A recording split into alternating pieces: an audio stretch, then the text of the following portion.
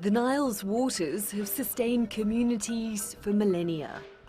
Its life-giving powers are set to be harnessed once more as part of Africa's largest hydroelectric plant.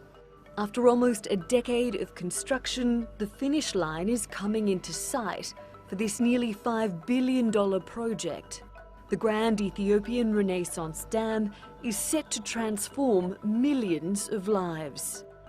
About 70% of Ethiopians live without electricity, but the lights could be switched on when the dam is complete. Yet determining who has the right to control these waters is causing political friction. Ethiopia is the source of the Blue Nile. It heads through Sudan, where it merges with the White Nile and then flows through Egypt. Cairo is worried that the dam will affect the volume of water that reaches them. The reservoir behind the dam will be able to hold 74 billion cubic meters of water. It will literally take several years to fill.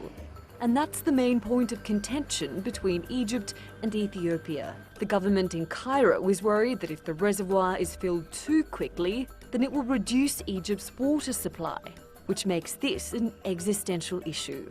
About 90% of its fresh water comes from the Nile. Slowing down the water flow could irrevocably change life here.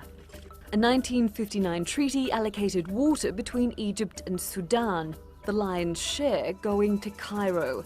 Ethiopia wasn't included in the deal. There have been a series of talks in recent years between the three countries, but they haven't found a legally binding deal they can all agree on. Egypt says it wants a diplomatic solution. The government has now asked the UN to step in and mediate. The Sudanese government has warned against any escalation and wants talks upgraded to a prime ministerial level. With the wet season imminent, Ethiopia is ready to start filling the reservoir. As for the water filling, our current plan is to fill it with water during the rainy season.